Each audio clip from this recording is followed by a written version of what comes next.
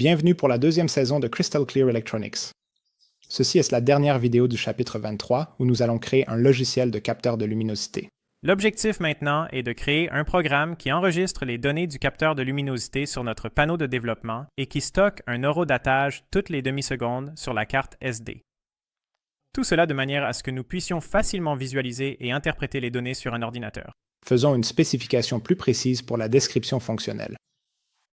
La première idée pourrait être que nous avons besoin d'un moyen d'arrêter la collecte de données et d'écrire sur la carte SD, sinon nous ne pouvons pas retirer la carte SD sans risquer d'endommager le système de fichiers. Pour démarrer et arrêter la mesure, nous utilisons, disons, un bouton poussoir et une machine à état dans le logiciel. Quel horodatage devrions-nous utiliser?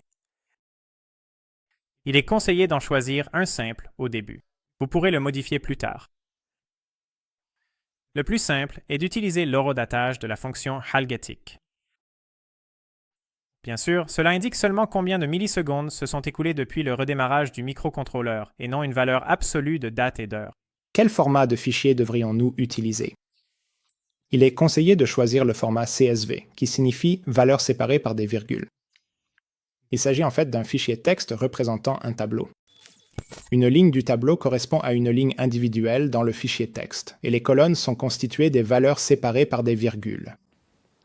Habituellement, la première ligne contient un en-tête, donc dans notre cas, nous devrions voir quelque chose comme ceci dans le fichier. Le nom du fichier devrait être, par exemple, data.csv. L'avantage de ce format est qu'il peut être pris en charge par de nombreux logiciels informatiques, par exemple tous les tableurs ou logiciels mathématiques. Donc, pour résumer, nous devons créer un logiciel qui fonctionne ainsi.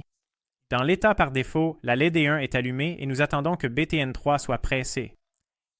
Une fois que cela se produit, nous commençons la mesure, c'est-à-dire que nous ouvrons le fichier data.csv en mode ajout. S'il n'existe pas déjà, nous le créons et incluons l'en-tête dans le fichier.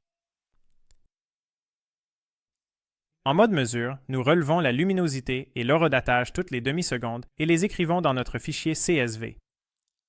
Nous changeons également l'état de la LED 1 afin qu'elle clignote pour indiquer à l'utilisateur que le programme et la mesure sont en cours d'exécution. Lorsque nous appuyons sur le bouton 3, nous fermons notre fichier et revenons à l'état par défaut. En cas d'erreur, la LED 4 doit clignoter avec une période de 200 millisecondes. Appuyez sur BTN3 pour reconnaître l'erreur et revenir à l'état par défaut. En cas d'événement d'erreur grave, cet état d'erreur doit être activé. Nous avons également créé un logiciel cadre appelé Lecture23 Data Logger, qui est basé sur le projet utilisé pour démontrer FATFS. La différence réside dans l'interface I²C du capteur de luminosité et l'utilisation du bouton poussoir. À présent, nous devons travailler dans les fichiers datalogger.c et datalogger.h. Les parties à implémenter sont signalées par des commentaires to-do. Dans les fichiers btnhandler.c et btnhandler.h, il y a une petite tâche qui effectue le débogage du bouton poussoir. Pour l'utiliser, il suffit d'appeler la fonction buttonIsRisingEdgeDetected, qui indique, via sa valeur de retour, si un nouveau front montant, c'est-à-dire un appui sur le bouton, a été détecté. Les tâches DataLoggerTask et ButtonTask ont déjà été créées dans les fichiers sources et elles démarrent automatiquement lorsque FreeRTOS se lance. Vous pouvez commencer par formater la carte SD comme vous l'avez fait dans le logiciel précédent afin de vous assurer que le système de fichiers est correctement configuré. Ensuite, je vais demander à mon collègue à côté de moi d'insérer la carte SD dans le logement du panneau de développement et de brancher l'alimentation. En attendant que vous fassiez cela, je vais allumer la caméra, sans oublier cette fois, afin que nous puissions montrer une meilleure vue du dessus du panneau à nos spectateurs pour qu'ils voient ce que nous faisons. Immédiatement, vous pouvez voir qu'aussitôt que nous avons branché le câble USB et alimenté notre panneau, la LED 1 s'est allumée, indiquant que nous étions dans l'état par défaut. En principe, si j'appuie maintenant sur le bouton, cette LED va commencer à clignoter, indiquant que nous sommes en mode de mesure. Maintenant, juste pour le plaisir, je vais poser mon doigt sur le capteur de lumière, l'enlever, le reposer et l'enlever à nouveau pour voir s'il y a un changement dans les données. Et enfin, j'arrête la mesure en appuyant sur le bouton. La LED 1 cesse de clignoter, donc nous sommes de retour à l'état par défaut. Si vous ne constatez pas cela, ou du moins pas cette fonctionnalité, alors il y a probablement un problème avec votre logiciel. Pour essayer de trouver le bug, utilisez le debugger comme nous l'avons fait plus tôt dans le programme. Si cela ne fonctionne pas, une implémentation du logiciel est disponible sous le nom d'exemple Lecture 23 Datalogger sur notre site web. Après l'avoir téléchargé, vous pouvez l'utiliser librement. Si vous ne l'avez pas encore fait, arrêtez la mesure, coupez l'alimentation et insérez à nouveau la carte mémoire dans le lecteur de cartes. Après cela, le fichier CSV contenant toutes les données mesurées et enregistrées devrait se trouver à cet emplacement précis, et si vous choisissez de l'ouvrir avec un éditeur de texte approprié, il devrait alors clairement contenir l'intégralité des données mesurées, organisées et formatées au format CSV. Après une courte période de mesure et d'acquisition de données, le résultat final ressemble précisément à ceci. Dans un environnement réel, l'horodatage basé sur le tick n'est pas très pertinent car il indique seulement combien de temps s'est écoulé depuis le redémarrage du microcontrôleur, donc le contenu du fichier ne correspond pas à un temps absolu.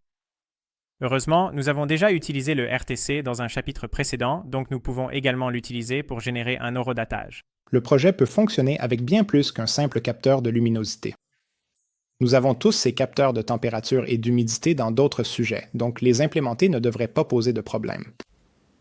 Parmi ceux-ci, vous pouvez en connecter autant que vous le souhaitez, même des capteurs différents, à votre microcontrôleur afin de pouvoir enregistrer également leurs données. Si nous devons collecter des données de mesure fréquemment ou sur une longue période, la capacité de la carte SD peut limiter la durée de la mesure. Dans ce cas, il vaut la peine de réfléchir à la manière de stocker les données de façon plus économique en espace. Le format CSV est pratique et facile à comprendre pour l'œil humain, mais il est aussi très gourmand en espace. Considérez par exemple que le nombre 1 002 300 est représenté en 7 caractères ou 7 octets, alors qu'en binaire, il tient dans un nombre de 32 bits, soit seulement 4 octets. Sans parler de la virgule et des caractères de nouvelles lignes qui gaspillent encore plus d'espace.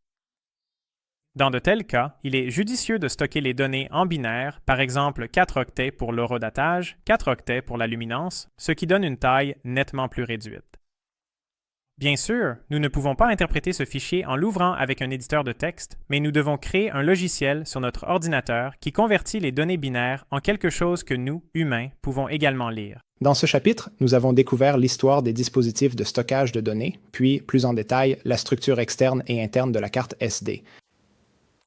Nous avons examiné les fonctions nécessaires à la gestion de FAT/FS et les avons testées dans diverses applications.